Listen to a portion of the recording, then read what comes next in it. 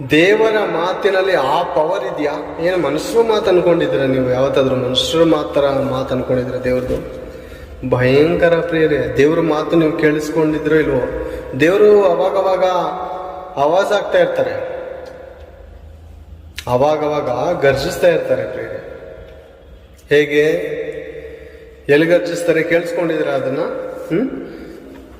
ಕೀರ್ತನೆ ಗ್ರಂಥ 77ನೇ ಅಧ್ಯಾಯ 18ನೇ ವಚನವನ್ನು ತೆಗೆದು ನೋಡೋಣ. ಬಿಗ್ ಬ್ಯಾಂಗ್ ಥಿಯರಿ ಅವರು ಹೇಳಿದ್ರು ಪ್ರಿಯರೇ, ಬಿಗ್ ಬ್ಯಾಂಗ್ ಥಿಯರಿ ಅವರು ಹೇಳಿದ್ರು, ಲೋಕಗಳಿಗೆ ಒಂದು ಶಬ್ದ ಉಂಟಾಯ್ತಂತೆ. ಲೋಕಕ್ಕೆ ಒಂದು ಶಬ್ದ ಉಂಟಾದಾಗ, ಬ್ಲಾಸ್ಟ್ ಆದಾಗ ಈ ಭೂಮಿ ಆಕಾಶಗಳು ಸೃಷ್ಟಿಯಾದವು ಅಂತ ಬಿಗ್ ಬ್ಯಾಂಗ್ ಥಿಯರಿ ಅವರು ಹೇಳಿದಂಥ ಮಾತು, ಜ್ಞಾನಿ ಅನ್ನಿಸ್ಕೊಂಡವರು ಹೇಳಿದಂಥ. ಮತ್ತು ಈ ಭೂಲೋಕದಲ್ಲಿ ದೊಡ್ಡ ಒಂದು ಬ್ಲಾಸ್ಟ್ ಆಯಿತು, ದೊಡ್ಡ ಒಂದು ಶಬ್ದ ಆಯಿತು. ಅದರ ಮಧ್ಯದಲ್ಲಿ ಈ ಭೂಮಿ